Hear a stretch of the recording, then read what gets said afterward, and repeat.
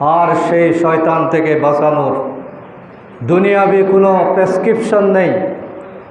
আল্লাহ যদি হেফাজত না করেন, আল্লাহ যদি আমাকে সাহায্য না করেন, আল্লাহ যদি আমার হৃদয়ের মধ্যে দৃঢ়তা সৃষ্টি করে না দেন, তাহলে আমার শক্তি দিয়ে, আমার মেধা দিয়ে, আমার যোগ্যতা দিয়ে, আমার এলম দিয়ে, আমার সামাজিক প্রভাব প্রতিপত্তি দিয়ে আমি কখনো শয়তানকে পরাজিত করতে পারবো না।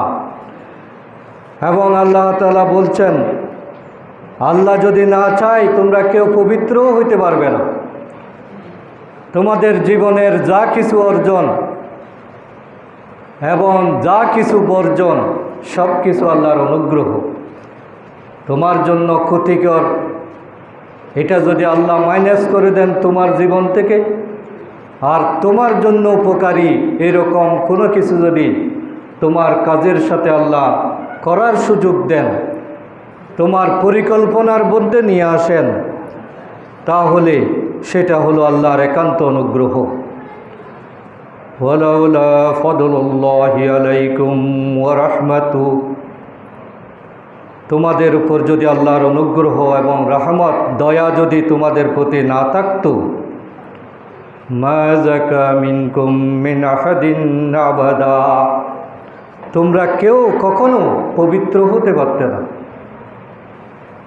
তাহলে আমাদের জীবনে যা কিছু ভালো সবটাই হলো আল্লাহ তাআলার মেহেরবানি, আমার নিজের কোনো যোগ্যতা না।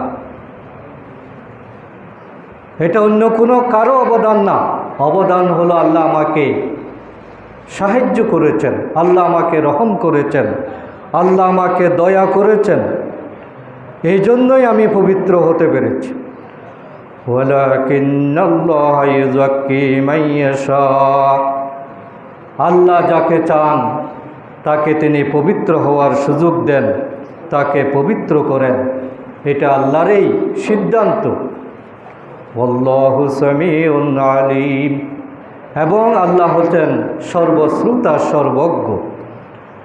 কাকে কিভাবে আল্লাহ তাআলা শয়তানের হস্তক্ষেপ থেকে বাঁচাবেন এটা আল্লাহ পাকেই ভালো জানেন।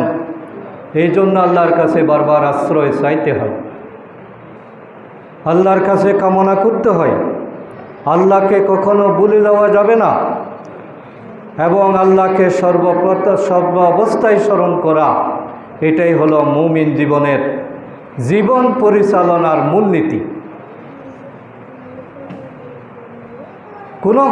কোনো সময়, কোনো অবস্থায়, সুখের সময়, দুঃখের সময়